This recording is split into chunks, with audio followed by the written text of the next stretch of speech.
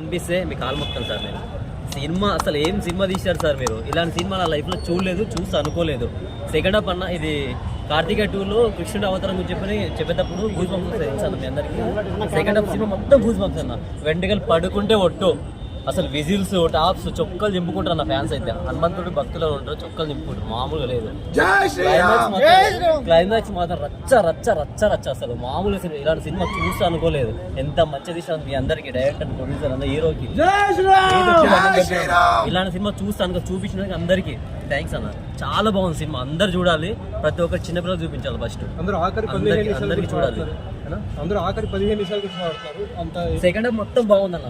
First half ఒక half hour కొంచెం అంటే పవర్ ఎలా వస్తుందో చూపించారు అంతే, కొంచెం స్లో అయిపోయింది ఫస్ట్ హాఫ్.